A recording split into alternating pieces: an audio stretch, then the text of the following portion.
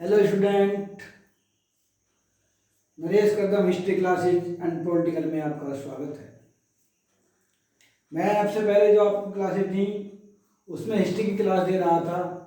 आज मैं आपको राजनीति विज्ञान से संबंधित क्लासेज चालू कर रहा हूँ, जिसमें एक महत्वपूर्ण बिंदु जो प्रतियोगी परीक्षाओं के लिए अति महत्वपूर्ण है, उसमें आपको मैं बता रहा हूँ मौलिक अधिकार। मौलिक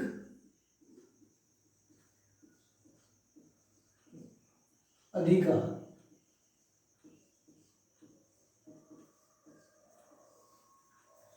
भारतीय संविधान में जो मौलिक अधिकार दिए गए हैं उनमें भारतीय संविधान में जो मौलिक अधिकार दिए गए हैं वो हमारे संविधान में भाग नंबर 3 में है। संविधान में है भाग नंबर 3 में दिए गए हैं मौलिक अधिकार।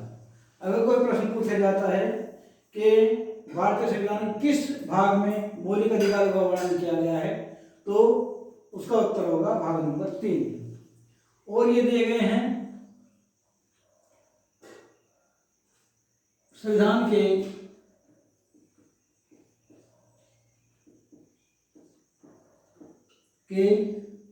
अनुच्छेद 12 से लेकर 35 तक। 12 से 35 तक में मौलिक अधिकारों का वर्णन किया गया है। और ये जो मौलिक अधिकार दिया गया है, ये मौलिक अधिकार जो संयुक्त राज्य अमेरिका का संविधान है, तो संयुक्त राज्य अमेरिका के संविधान से दिया गया है मौलिक अधिकार को। तो मौलिक अधिकार दिया गया है, मौलिक अधिकार लिए गए हैं कहाँ से लिए गए हैं? अमेरिका के संविधान से। अमेरिका के संविधान से।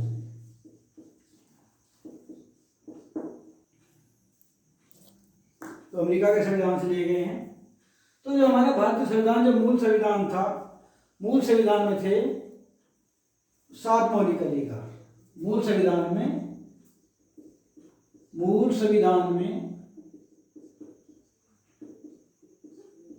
में 7 मौलिक अधिकार दिए गए थे। मौलिक अधिकार थे, लेकिन 44वें संविधान संशोधन 44वें संविधान संशोधन कब? सन 1978 में। 1978 में जो संपत्ति का अधिकार था, जो दिया हुआ था, जो 7 मौलिक अधिकारों में एक संपत्ति का अधिकार भी था, उसको जो है 44वें संविधान संशोधन द्वारा 1978 में हटा दिया गया।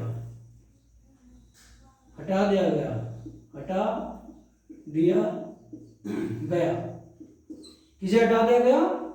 संपत्ति के अधिकार को। संपत्ति के अधिकार को। और जो संपत्ति का अधिकार था उसको अनुच्छेद 300 क में कानूनी अधिकार बना दिया गया। अनुच्छेद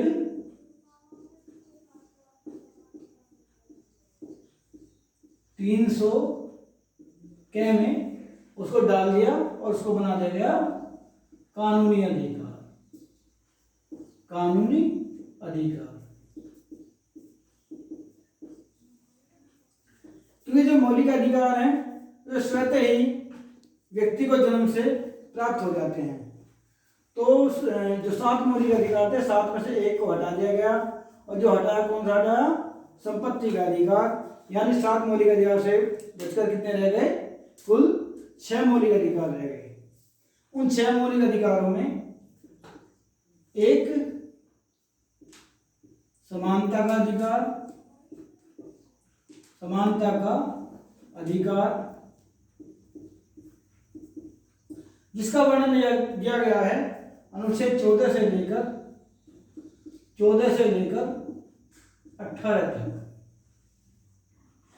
अब आप कहेंगे कि 12 से 35 तक बताया है, 12 और जो 13 है, जो 12 और 13 है यहां लिख सकते हैं 12 और 13 जो अनुच्छेद है, अनुच्छेद में की गई है क्या, उसमें की गई है राज्यों की व्याख्या, राज्यों की व्याख्या।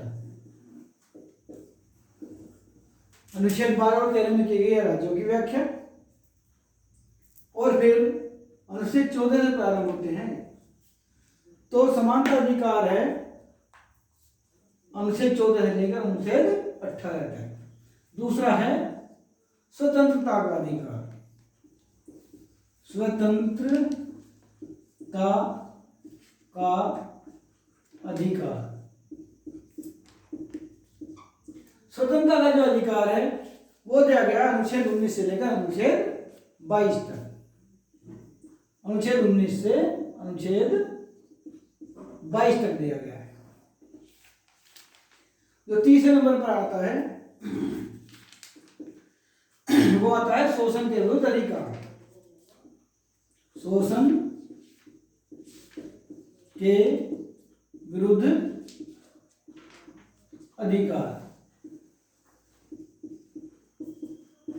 शोषण के विरुद्ध अधिकार में ये मिलता है आपको अनुच्छेद 23 से अनुच्छेद 24 तक। यानी अनुच्छेद 23 और अनुच्छेद 24 ये दोनों के किस लिए दिए गए हैं, शोषण के विरुद्ध अधिकार। नंबर 4 है धार्मिक स्वतंत्रता। धार्मिक स्वतंत्रता का अधिकार जो दिए गए हैं अनुच्छेद 25 से लेकर 28 तक। 28। इसके बाद आता है 5वां सांस्कृतिक एवं शिक्षा का अधिकार। शिक्षा का अधिकार जो दिए गए हैं 29 से 30 तक। और जो अंतिम आता है 6वां मौलिक अधिकार वो है संवैधानिक उपचारों का अधिकार। वो है संवैधानिक उपचारों का अधिकार। ये किसमें है, ये है अनुच्छेद 32 में। अनुच्छेद 32। तो अब आप इसको सही से देखें। जो मैंने आपको बताया है मौलिक अधिकार जो दिए गए हैं हमारे भारतीय संविधान में, जनता को स्वतंत्र ढंग से प्राप्त हो जाते हैं। जो मौलिक अधिकार हैं वो भारतीय संविधान के भाग नंबर 3 में दिए गए हैं और इनका वर्णन अनुच्छेद 12 से 35 तक मिलता है। जो मौलिक अधिकार हैं वो हमारे भारतीय संविधान में जो समाहित किया गया है वो किया गया है अमेरिका के संविधान से। और जो मूल संविधान था, जो हमारा मूल संविधान था, उस मूल संविधान में 7 मौलिक अधिकार थे। कितने मौलिक अधिकार थे? 7 मौलिक अधिकार थे। और 7 मौलिक अधिकारों में से 44वें संविधान संशोधन द्वारा सन 1978 में किसे हटा दिया गया? संपत्ति के अधिकार को। यहां ये मिट गया है, ये था संपत्ति का अधिकार। संपत्ति का अधिकार यानी संपत्ति के अधिकार को हटा दिया गया। किससे? 44वें संविधान संशोधन द्वारा। इसको कैसे याद रखेंगे? 44 यानी 44 सम से याद कर लें। यह सम किसका? संपत्ति का अधिकार। और ये क्या है? सम, ये भी सम यानी 44 भी समान संख्या है। तो आप इससे याद कर सकते हैं कि ये 44वें संविधान संशोधन द्वारा इसको हटा दिया गया था। किसे हटाया गया था? संपत्ति के अधिकार को। कब हटाया था? सन 1978 में। और इसको हटाने के बाद क्या किया? इसको हटाने के बाद अनुच्छेद 300 के में डाल दिया गया और इसको मौलिक अधिकार ना से हटाकर, मौलिक अधिकार ना मानते हुए फिर इसको बना दिया गया कानूनी अधिकार। और कहाँ डाल दिया इसको? अनुच्छेद 300 के में। और बाकी कितने बचे? 7 थे। 7 में से बचे कितने बचे? 6 बचे। तो 6 में पहला है समानता का अधिकार। जो समानता अधिकार है वो ये अनुच्छेद 14 से लेकर 18 तक दिया गया है। और दूसरा स्वतंत्रता का अधिकार है जो अनुच्छेद 19 से लेकर अनुच्छेद 22 तक दिया गया है। तीसरा है शोषण के विरुद्ध अधिकार जो अनुच्छेद 23 से 24 तक है। और चौथा है धार्मिक स्वतंत्रता का अधिकार जो अनुच्छेद 25 से लेकर 28 तक वर्णित किया गया है। फिर आता है सांस्कृतिक एवं शिक्षा का अधिकार जो अनुच्छेद 29 से 30 तक वर्णित है। फिर अनुच्छेद 6 लास्ट वाला, यह संवैधानिक उपचारों का अधिकार जिसको संविधान की आत्मा भी कहा जाता है। तो ये कौन सा है? अनुच्छेद 32। और जो मैंने आपको बताया था, क्योंकि मैंने बताया था 12 से 35 तक है, लेकिन मैंने आपको शुरुआत की 14 से 18 पे ये समानता का अधिकार में। तो जो 12 और 13 अनुच्छेद है, जो 12 और 13 अनुच्छेद है उसमें इस तरह के मौलिक अधिकार न दे करके 12 और 13 में राज्यों की व्याख्या की गई है। तो स्टूडेंट, अब इसको मैं क्रम से आपको एक एक बताता हूँ। या मैं आपको बताया है, इसको एक बार देखिए ध्यानपूर्वक। मैं अभी आपको इसके बाद बताता हूँ समानता का अधिकार। 2 मिनट के बाद ये भी आता हूँ और फिर मैं आपको समानता के अधिकार को पढ़ाऊंगा।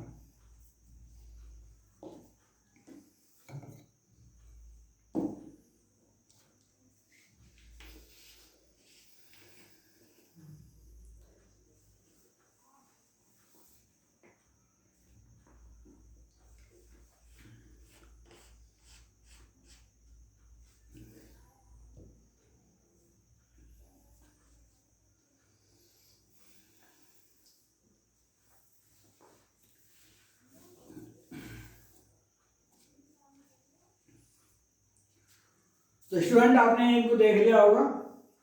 अब मैं आपको बताता हूँ समानता के अधिकार के विषय।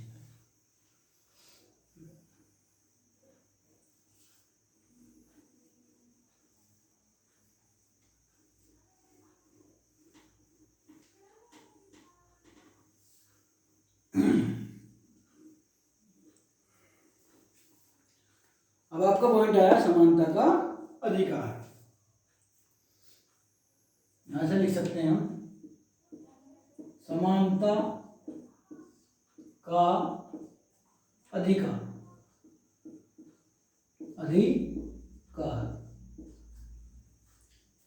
समानता के अधिकारों में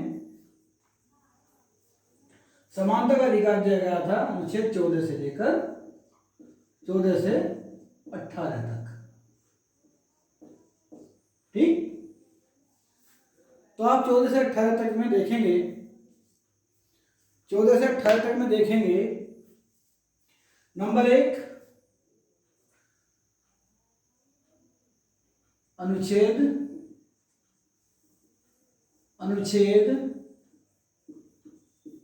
14, फिर अनुच्छेद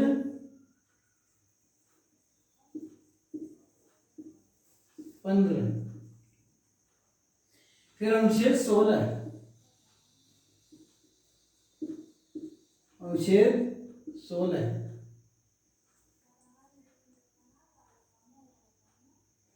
और फिर अनुच्छेद 17,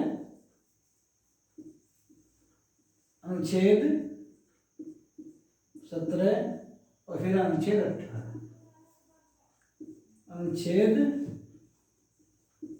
18।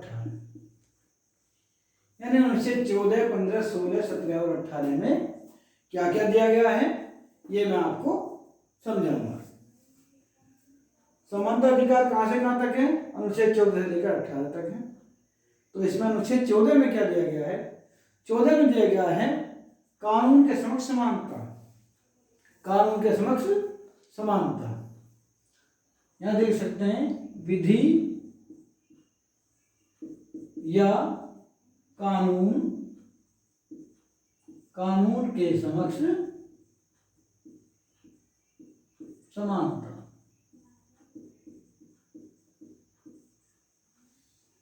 इसका अर्थ है कि कोई भी व्यक्ति हो, किसी भी धर्म और जाति का हो, सभी पर कानून समान रूप से लागू होंगे। इसका अर्थ यह है कि विधि और कानून के समक्ष समानता है, सभी के लिए समान कानून होंगे। उसमें यह नहीं है कि व्यक्ति राष्ट्रपति है या व्यक्ति एक छोटा सा बहुत गरीब आदमी है, गरीब व्यक्ति के लिए अलग अधिकार, राष्ट्रपति के लिए अलग कानूनी अधिकार, या कोई ज़्यादा बहुत अमीर है उसके लिए कोई अलग अधिकार। तो इस तरह का नहीं है, कानून के समक्ष समानता सभी के लिए बराबर दी गई है। फिर आता है अनुच्छेद 15। अनुच्छेद 15 में है लिंग, जाति, धर्म, लिंग, जाति, धर्म पर असमानता न करना। लिंग, जाति, धर्म पर, धर्म के कारण कह सकते हैं, धर्म के कारण असमानता न करना, असमानता न करना। यानी अनुच्छेद 15 कहता है कि किसी भी व्यक्ति के विरुद्ध ये नहीं कहा जाएगा कि ये स्त्री है, ये पुरुष है, जाति में इसकी जाति ब्राह्मण है, इसकी जाति जाटव है, इसकी जाति कुछ और है, अदर कुछ भी कह सकते हैं कि उसको जो है जाति के अनुरूप में उसका जो है उसको असमान नहीं माना जा सकता। और ना ही ये कहा जा सकता कि हिंदू धर्म में उसके लिए अलग कानून है, या मुस्लिम धर्म में वो अलग कानून है, बौद्ध है तो अलग कानून है, जैन है तो अलग कानून है। किसी भी धर्म, कोई भी धर्म का व्यक्ति हो, सभी के लिए अनुच्छेद 15 के अनुसार सब उसके सामने समान है। अनुच्छेद 16 कहता है कि पदों यानी सरकारी में, पदों यानी सरकारी नौकरी में समानता, सरकारी नौकरी में समानता। यानी सरकारी नौकरी में समानता का मतलब ये है, अनुच्छेद 16 है, अनुच्छेद 16 कहता है कि कोई भी सरकारी नौकरी हो वो सभी व्यक्तियों के लिए निकलेगी। ये नहीं कहा जा सकता कि ये उसके लिए है या उसके लिए नहीं है।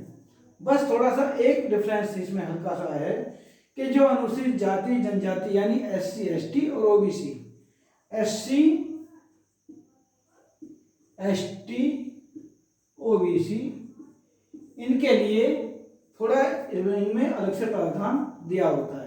उसका कारण ये होता है कि जो समाज में थोड़ा सा निचले तबके के लोग हैं उनको जो है इनके बराबर लाकर खड़ा करना, तो उनके लिए इसको SC ST OBC को अलग से थोड़ा सा रिलैक्सेशन दिया होता है। जैसे कहीं भी कोई भी सरकारी पद निकलता है तो उसके लिए SC ST और OBC के लिए फीस में रिलैक्सेशन होगा।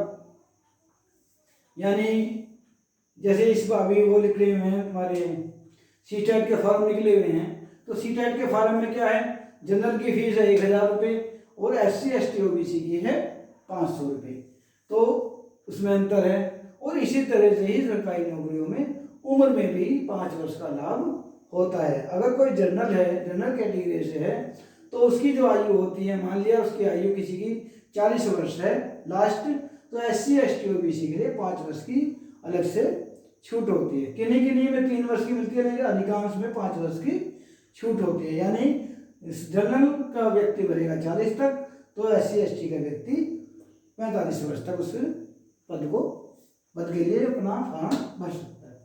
तो इसका अर्थ ये है।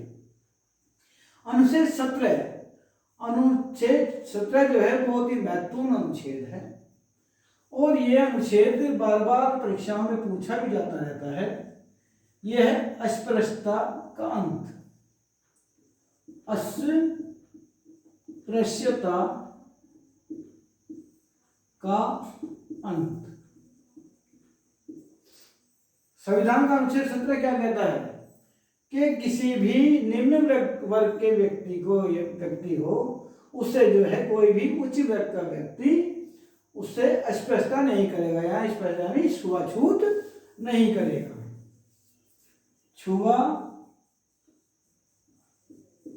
छूत का अंत, छुआछूत का अंत। ये बहुत ही महत्वपूर्ण अनुच्छेद 17 मौलिक अधिकारों में डाला गया है। डॉक्टर अम्बेडकर का, जो हमारे भारतीय संविधान के निर्माता थे, बाबा साहब डॉक्टर भीमराव अम्बेडकर, उनका इसमें महत्वपूर्ण योगदान था, क्योंकि जब उनको भी जन्म से इसका छुआछूत का बहुत ही सामना करना पड़ा था, क्योंकि उनको जहाँ भी कहीं पढ़ाई में भी छुआछूत थी, पानी का अधिकार नहीं था, खाना कहाँ सही से, कहीं तालाब में भी पानी नहीं पी सकते थे, कहीं नाई कहने जाते थे तो उनको बाल कटवाने का अधिकार नहीं था। तो ऐसे अन्य अधिकारों से उन्हें जो वंचित रखा गया, तो वो किस तरह से रखा गया था, वो कहते थे कि आप जो है निम्न वर्ग से हो। तो ऐसे ही कोई निम्न या दलित वर्ग का व्यक्ति, उससे छुआछूत नहीं की जा सकती, यह अनुच्छेद 17 कहता है। फिर है अनुच्छेद 18। अनुच्छेद 18 कहता है उपाधियों का अंत। तो स्टूडेंट, मैं आपसे बता रहा था, ये बताया था मैंने अनुच्छेद 17 के बारे में। अब है अनुच्छेद 18। अनुच्छेद 18 है, उसके द्वारा कर दिया गया उपाधियों का अंत। उपाधियों का अंत। उपाधि कैसे?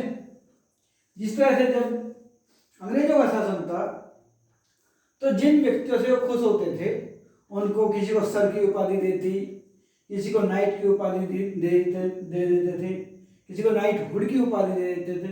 तो ऐसे ही बड़ी बड़ी उपाधि उनको देते थे। तो जब भारतीय संविधान लागू हुआ, उस समय अनुच्छेद 18 में मौलिक अधिकार ये दिया गया कि कोई भी उपाधि किसी को नहीं दी जाएगी। इसको हटाकर क्या प्रारंभ किया गया? पुरस्कार। जैसे भारत रत्न,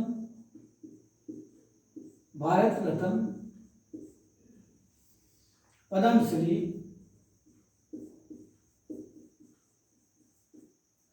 भारत रत्न, पद्मश्री, या सेना में दिए गए। सेना में कैसे दिए गए? परमवीर चक्र,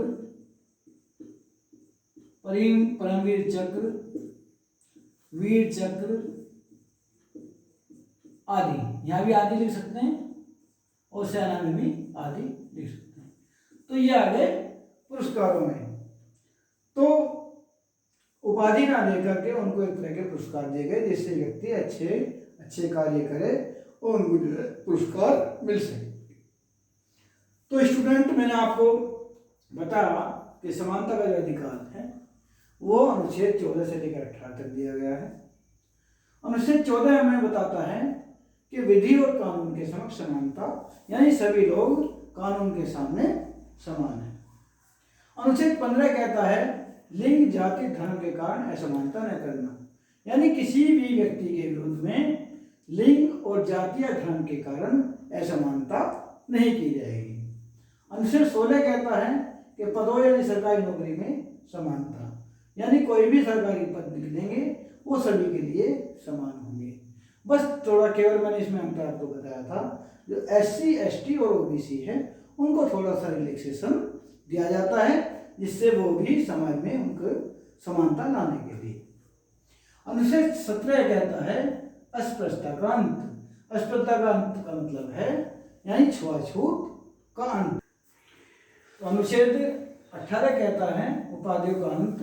उपाधियों के अंत में मैंने आपको बताया था कि सर की उपाधि, नाइटहुड की उपाधि, नाइट की उपाधि दी जाती थी। उन सभी उपाधियों का अंत करके पुरस्कार चला दिए इसमें, जैसे भारत रत्न, पद्मश्री आदि, चक्र, वीर चक्र आदि। तो स्टूडेंट, मैंने आपको मौलिक अधिकारों में जो 6 मौलिक अधिकार थे उनमें से मैंने आपको एक मौलिक अधिकार समानता का अधिकार बता दिया है, जो समानता अधिकार अनुच्छेद 14 से लेकर 18 तक था।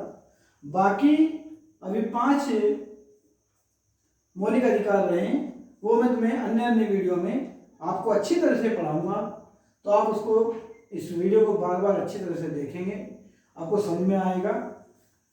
तो स्टूडेंट, आप इसको, मेरी पॉलिटिकल क्लास को सब्सक्राइब करें, कमेंट करें, शेयर करें, और जो बेल की घंटी है उसको भी दबाना ना भूलें। अगर आप उसको दबाएंगे तो जो भी मेरी अन्य वीडियो आएंगी वो आपको तुरंत उसका जो है नोटिफिकेशन मिल जाएगा।